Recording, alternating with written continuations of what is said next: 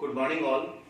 आज क्लास को स्टार्ट करने के पहले मैं आप लोगों से आग्रह कर रहा हूं कि ई लर्निंग के माध्यम से जो भी classes Chanakya college of education के द्वारा दिया जा रहा है, आप सभी लोग उस चैनल को, उस यूट्यूब चैनल को सब्सक्राइब कीजिए, लाइक कीजिए और शेयर कीजिए।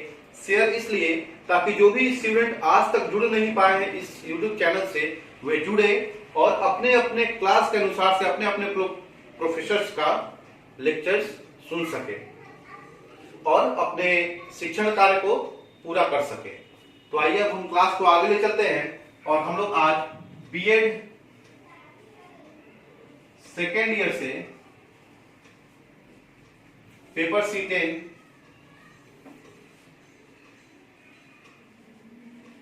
इंक्लूसिव एजुकेशन, जिसे समावेशी शिक्षा कहते हैं,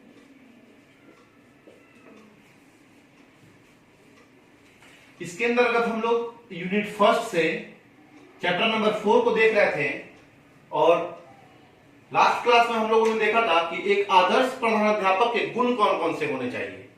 लास्ट क्लास में हम लोगों ने डिस्कस किया था कि एक आदर्श प्रधानाध्यापक के गुण कौन कौन से होने चाहिए और आज की क्लास में हम लोग डिस्कस करेंगे कि एक प्रधानाध्यापक के कर्तव्य कौन कौन से होने चाहिए। ठीक है, तो आइए हम लोग देखते हैं आगे।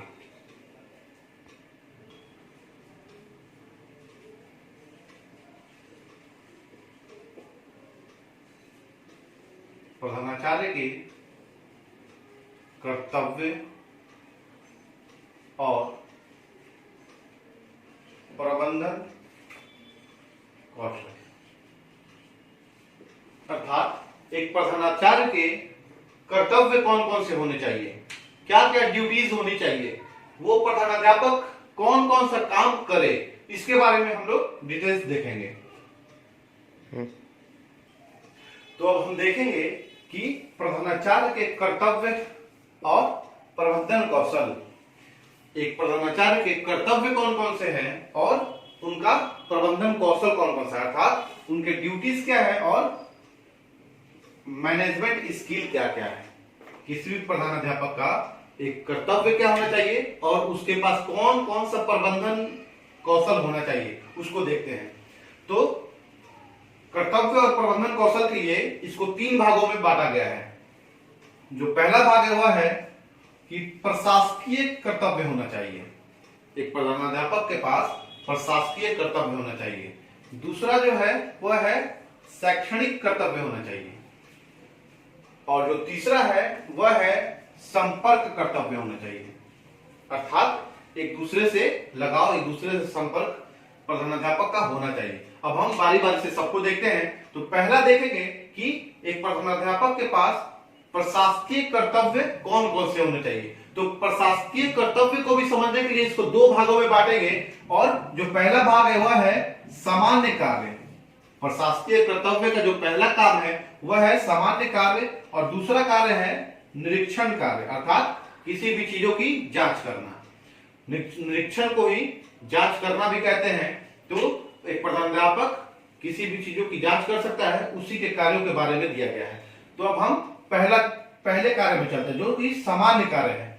तो इसमें पहला जो कार्य आता है वह है साधनों की पूर्ति। क्योंकि विद्यालय सिर्फ और सिर्फ प्रधानाध्यापक से नहीं चलता है, उसको चलाने के लिए अनेक साधन चाहिए, जैसे शिक्षक चाहिए, विद्यार्थी चाहिए और तमाम वो साधन चाहिए जिससे हम अपने विद्यालय को चला सके। एक विद्यालय में जितने सारे भी कार्य के सामान हैं वे सब के सब इस साधनों की पूर्ति में आते हैं। तो एक प्रधानाध्यापक का यह कर्तव्य है कि वह विद्यालय में सारे साधनों की पूर्ति करे जिससे हम अपने विद्यालय को आगे चला सके। जो सेकंड पॉइंट है वह है छात्रों का प्रवेश और वर्गीकरण। जो एडमिशन की बात आता है कि एक विद्यालय में एडमिशन का कार्य हमेशा कौन करता है, किसको करना चाहिए, प्रधानाध्यापक को करना चाहिए। तो छात्रों का प्रवेश, छात्रों का एडमिशन करना और एडमिशन के बाद उन छात्रों का वर्गीकरण करना कि कौन सा छात्र किस क्लास के लायक है और कौन सा छात्र किस क्लास के लायक है, उसको डिवाइड करना। तो एडमिशन और स्टूडेंट डिवाइड का काम किसका है, प्रधानाचार्य का है। उसके बाद हम लोग चलते हैं आगे कि एक प्रधानाचार्य का यह कर्तव्य बनता है कि वह अपने विद्यालय के लिए बजट निर्माण करे। क्योंकि किसी भी विद्यालय में एक साल का सेशन चलता है, तो उस सेशन में वह अपने विद्यालय में कैसे बजट को लाए, अर्थात वह अपने इनकम और एक्सपेंडिचर के द्वारा यह तय कर सकता है कि मेरे विद्यालय का बजट क्या होना चाहिए, हम अपने विद्यालय में कहां खर्च कर सकते हैं और कहां हमें अपने विद्यालय में अर्न करना है। तो अपने विद्यालय बजट का निर्माण के लिए कौन जवाबदेह है? प्रधानाचार्य जवाबदेह है। एक प्रधानाचार्य का यह कर्तव्य बनता है कि वह अपने विद्यालय का बजट बनाए। और उसके बाद जो टॉपिक है वह है समय चक्र का निर्माण करना। एक प्रधानाध्यापक का यह भी कर्तव्य है कि वह समय चक्र का निर्माण करे, रूटीन का निर्माण करे कि सुबह के असेंबली से छुट्टी होने तक के वक्त में यह जो समय चक्र का क्रिया है वह कैसे और किस किस हिस्सों में बटा हुआ रहेगा, यह निर्माण करने का कार्य हमेशा एक प्रधानाचार्य का होता है। उसके बाद है कार्य विभाजन। यह एक प्रधानाचार्य का बहुत ही महत्वपूर्ण कर्तव्य है कि कार्य विभाजन, कि हम अपने कार्य को किस हिसाब से किस किस लोगों के बीच में बांट रहे हैं जिससे हमें ज्यादा से ज्यादा लाभ प्राप्त हो सके। तो कार्य विभाजन का जो बात है वह बहुत ही महत्वपूर्ण इसलिए बन जाता है क्योंकि अगर एक शिक्षक से हम कहें कि आप लेखापाल का काम कर लीजिए और लेखापाल से कहें कि आप आके शैक्षणिक कार्य को पूरा कर दीजिए, तो क्या संभव है? यह कभी संभव नहीं है। तो हमेशा कार्य विभाजन का जो काम है वह प्रधानाध्यापक अपने सूझबूझ से और अपने क्षमता से सबों में समान रूप से विभाजित करता है, ताकि सब लोग अपने अपने कार्य में अपना ज्यादा से ज्यादा आउटपुट दे सके। उसके बाद है पाठ्य पुस्तकों का चयन। चूंकि विद्यालय में और किस क्लास में कौन सा पाठ्य पुस्तकों को चलाना है, इसका चयन हमेशा एक प्रधानाध्यापक ही करता है और उसे ही करना चाहिए, क्योंकि प्रधानाध्यापक अपने विद्यालय में सबसे ज्यादा जानकार होते हैं। तो जाहिर सी बात है उनको पाठ्य पुस्तकों का भी विस्तृत जानकारी होता है और वे जानते हैं कि कौन सा पाठ्य पुस्तक चलाना हमारे बच्चों के लिए और शिक्षकों के लिए दोनों के लिए लाभदायक होगा। तो वे पाठ्य पुस्तकों का चयन का काम भी प्रधानाध्यापक के द्वारा किया जाता है। उसके बाद है अनुशासन व्यवस्था। यह किसी भी विद्यालय का, किसी भी स्कूल का बहुत ही इंपॉर्टेंट काम है कि हम अपने विद्यालय में अनुशासन, डिसिप्लिन कैसे मेंटेन करें। क्योंकि कोई भी अभिभावक यही चाहता है कि मेरा बच्चा जिस विद्यालय में जाए वह विद्यालय अनुशासित हो। अगर विद्यालय अनुशासित होगा तो जाहिर सी बात है कि वहां से बच्चे जो बाहर निकलेंगे, इस समाज में आएंगे, वे भी अनुशासित बच्चे बन के ही आएंगे। तो अनुशासन व्यवस्था को बनाए रखने में प्रधानाचार्य का बहुत ही बड़ा रोल है और यह प्रधानाचार्य का एक महत्वपूर्ण कर्तव्य है कि वह हमेशा अपने विद्यालय में अनुशासन व्यवस्था को बनाने के लिए हर संभव काम करे, हर संभव प्रयास करे और हर संभव दूसरों का, यानी कि शिक्षक कर्मियों का और भी कर्मचारियों का लाभ ले सके और अपने विद्यालय में अनुशासन व्यवस्था को बनाए रखे। और जो लास्ट टॉपिक है सामान्य कार्य के अंतर्गत वह है विद्यालय सौंदर्यीकरण। विद्यालय सौंदर्यीकरण से तात्पर्य है कि विद्यालय को सौंदर्यपूर्ण बनाना। जो भी विद्यालय का प्रांगण है, जो भी विद्यालय का भवन है, वह कैसे सौंदर्यपूर्ण बन सकता है, उसके लिए विद्यालय का डेंट पेंट, अगर विद्यालय के पास कैंपस है तो विद्यालय में बागवानी लगाना, पेड़ पौधे लगवाना, जिससे कि विद्यालय अट्रैक्टिव लगे, विद्यालय प्रभावपूर्ण दिखे बाहर से भी। तो यह रहा विद्यालय में सामान्य कार्य जो प्रशासकीय कर्तव्य के अंदर एक प्रधानाध्यापक का आता है। तो हम कह सकते हैं कि एक प्रधानाध्यापक के प्रशासकीय कर्तव्य के अंतर्गत जो सामान्य कार्य आते हैं वे ये हैं। अब हम लोग देखेंगे और आएंगे कि एक प्रधानाध्यापक का निरीक्षण कार्य कौन कौन सा है, अर्थात एक प्रधानाध्यापक किस किस चीजों को जांच कर सकता है। तो जो पहला चीज है वह है अध्यापक कार्य का निरीक्षण। चूंकि कोई भी शिक्षक किसी भी विद्यालय में अपने प्रधानाध्यापक के अंडर में ही काम करता है और उसी के देखरेख में अपने बच्चों को शिक्षा देता है। तो यह प्रधानाध्यापक का एक महत्वपूर्ण कर्तव्य है कि वह अपने अध्यापक जो भी कार्य कर रहे हैं वह अपने अध्यापकों का कार्य निरीक्षण करें कि क्या मेरे अध्यापक जो हैं वे सही दिशा में प्रयास कर रहे हैं, क्या मेरे अध्यापक सही दिशा में पढ़ा रहे हैं, क्या मेरे अध्यापक जो पढ़ा रहे हैं बच्चों तक पहुंच पा रहा है, क्या मेरे अध्यापक जो पढ़ा रहे हैं उससे बच्चे लाभान्वित हो रहे हैं। तो ये सारा का सारा निरीक्षण कार्य किसका है, प्रधानाचार्य का है। और यह एक बहुत ही महत्वपूर्ण और बहुत ही अच्छा कर्तव्य इसको मानेंगे कि एक प्रधानाध्यापक हमेशा अपने अध्यापकों को निरीक्षित करे और उसका निरीक्षण करे, और जो भी कमी हो वह अपने अध्यापकों को उस कमी को दूर करे। और जो सेकंड पॉइंट है इसमें वह है अभिलेख निरीक्षण।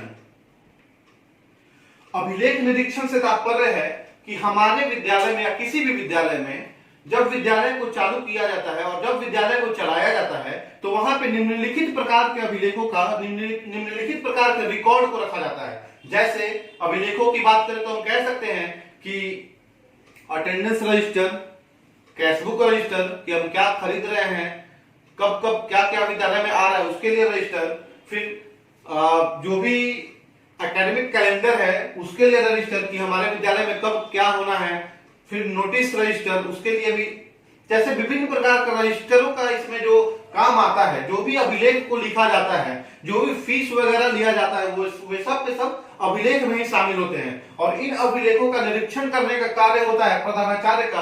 प्रधानाचार्य का जब भी मन करेगा वह निरीक्षण कर सकता है डायरेक्ट रूप में कि कौन सा अभिलेख किस प्रकार से नोट किया जा रहा है और किसी भी अभिलेख में कोई गड़बड़ी तो नहीं हो रहा है। गड़बड़ी को चेक करने के लिए भी प्रधानाध्यापक किसी भी रजिस्टर का या किसी भी अभिलेख का निरीक्षण कर सकते हैं। तो यह एक बहुत ही महत्वपूर्ण कार्य है जो अभिलेख निरीक्षण के अंतर्गत आता है। और जो थर्ड है वह है छात्रावास निरीक्षण। अगर किसी विद्यालय के अंतर्गत छात्रावास की व्यवस्था है, अगर किसी भी विद्यालय के अंतर्गत छात्रावास व्यवस्था है तो यह प्रधानाचार्य के बहुत ही महत्वपूर्ण कर्तव्यों में शामिल है कि वह अपने छात्रावास का निरीक्षण करे और यह देखे कि क्या मेरे छात्रावास में जो भी बच्चे रह रहे हैं उन्हें किसी भी प्रकार की परेशानियों का सामना तो नहीं करना पड़ रहा है। तो और जो भी छात्रावास में कार्य हो रहा है क्या वह सही रूप से हो रहा है। तो इन सब चीजों का जानकारी प्राप्त करने के लिए भी प्रधानाचार्य का कर्तव्य बनता है कि वह छात्रावास का निरीक्षण करे। उसके बाद आता है सामान्य निरीक्षण। चूंकि ऑल इन वन अगर हम बात करें तो प्रधानाचार्य ही पूरे विद्यालय का मालिक होता है, तो उसे यह हक है, उसे यह अधिकार है कि वह किसी भी प्रकार का सामान्य निरीक्षण किसी भी क्षेत्र में विद्यालय के अंतर्गत कर सकता है और वह इसके लिए बाध्य नहीं है कि वह कहीं आके रुक जाए या उसे कहीं नहीं निरीक्षण करना है। एक प्रधानाचार्य को यह अधिकार है कि वह किसी भी क्षेत्र में निरीक्षण कर सकता है। अब हम आते हैं दूसरे कर्तव्य की तरफ, वह है शैक्षिक कर्तव्य। एक प्रधानाचार्य का जो दूसरा कर्तव्य है वह है शैक्षिक कर्तव्य। और शैक्षिक कर्तव्य के अंतर्गत आता है सबसे पहले कि एक प्रधानाचार्य को हमेशा एक शिक्षक के रूप में कार्य करना चाहिए। प्रधानाचार्य का यह कर्तव्य बनता है कि वह एक शिक्षक के रूप में भी कार्य करे, अर्थात जब भी विद्यालय संयमित रूप से संचालित हो रहा है तो प्रधानाध्यापक का सिर्फ यही कार्य नहीं है कि वह अपने ऑफिस में बैठे रहे और प्रशासकीय कार्यों को करे। एक प्रधानाचार्य का यह भी कर्तव्य है कि वह अपने विद्यार्थियों को, अपने शिक्षक कर्मियों को एक शिक्षक के रूप में अपने आप को प्रेजेंट करे। और एक प्रधानाध्यापक का यह कर्तव्य बनता है कि विद्यालयों में वह अपने बच्चों के लिए कभी कभी क्लासेस भी लिया करे और एक शिक्षक के रूप में अपने आप को साबित करे। और जो दूसरा इसमें पॉइंट है वह है शिक्षक प्रशिक्षण, अर्थात टीचर्स ट्रेनिंग। टीचर्स ट्रेनिंग से तात्पर्य है क्योंकि कभी कभी शिक्षकों को इसकी आवश्यकता होती है कि उनको ट्रेन किया जाए, उनको और भी ज्यादा ट्रेन किया जाए ताकि वे ज्यादा से ज्यादा आउटपुट दे सके। बहुत सारे शिक्षक ऐसे होते हैं कि जो टेक्नोलॉजी को आज भी सही रूप से नहीं चला पाते, तो उनके लिए ऐसा कार्य कौन करता है? प्रधानाध्यापक ही वह कार्य करता है कि उनको टेक्नोलॉजी के माध्यम से मजबूत कर सके या किसी भी प्रकार का प्रशिक्षण की आवश्यकता अगर हो, किसी भी प्रकार का अगर प्रशिक्षण की आवश्यकता प्रधानाचार्य को लग रही है कि हमें प्रशिक्षण देना चाहिए शिक्षकों को, तो प्रधानाचार्य का यह कर्तव्य है कि वह अपने शिक्षकों को प्रशिक्षण दे और प्रशिक्षण का मोड बहुत सारे मोडों में हो सकता है, जैसे वह वाद विवाद में भी हो सकता है या नियमित क्लास लेके भी शिक्षकों को प्रशिक्षण दिया जा सकता है। तो इस प्रकार से हम लोग प्रधानाचार्य का प्रशासकीय कर्तव्य और शैक्षणिक कर्तव्य को देखें। अब हम जो लास्ट कर्तव्य है एक प्रधानाचार्य का उसको देखेंगे, जो है संपर्क कर्तव्य। संपर्क कर्तव्य से तात्पर्य है कि एक प्रधानाचार्य को हर हाल में किसके किसके संपर्क में अच्छे तरीके से रहना चाहिए। तो उसमें सबसे जो पहला आता है वह है शिक्षकों से संपर्क। एक प्रधानाचार्य को अपने शिक्षकों से अच्छे रूप से संपर्क साधना चाहिए। संपर्क इसलिए ताकि वे शिक्षकों के साथ जुड़ सके और शिक्षकों के कमोबेश जो स्थिति है, जो भी शिक्षकों को आवश्यकता की जरूरत है, उस आवश्यकता की पूर्ति के लिए किसका जरूरी है? संपर्क कर्तव्य का होना जरूरी है। किसके लिए? एक प्रधानाचार्य के लिए।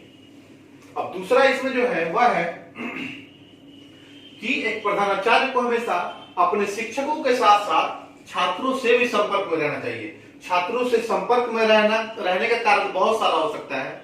इसमें एक कारण यह भी हो सकता है कि क्या सारे के सारे छात्र जो भी विद्यालय में पढ़ रहे हैं वे अपने आप को कंफर्ट जोन में रखे हुए हैं कि नहीं, या उन्हें किसी प्रकार की कठिनाई हो रही है। तो ये सब कौन जानेगा? ये सब प्रधानाचार्य जान पाएंगे जब वे छात्रों से संपर्क में रहेंगे। उसके बाद जो है वह है अधिकारियों से संपर्क। शिक्षकों और छात्रों से संपर्क के बाद अधिकारियों से संपर्क भी रखने का कारण किसका है? प्रधानाचार्य का। और यह इसलिए जरूरी है क्योंकि विद्यालय के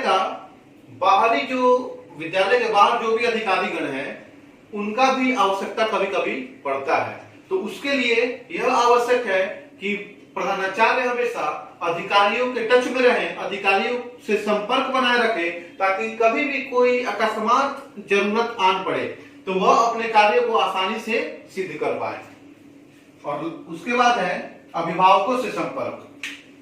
यह एक महत्वपूर्ण बिंदु है संपर्क कर्तव्य में, क्योंकि विद्यालय में बच्चे कहीं से भी आए हो, किसी न किसी अभिभावक से जुड़े हुए हैं। और अभिभावक को अपने विद्यालय से क्या चाहिए, अभिभावक को अपने बच्चे के लिए विद्यालय से क्या चाहिए, ये किससे बात करने पे होगा? जब अभिभावक प्रधानाचार्य के संपर्क में रहेंगे तो वे अपने डिमांड को, अपने रिक्वायरमेंट को पूरा कर सकते हैं। तो इसलिए भी हम कह सकते हैं कि एक प्रधानाचार्य को अभिभावकों से संपर्क में हमेशा रहना चाहिए, क्योंकि अभिभावक हर रूप में बच्चों के लिए चाहते हैं कि वे ज्यादा से ज्यादा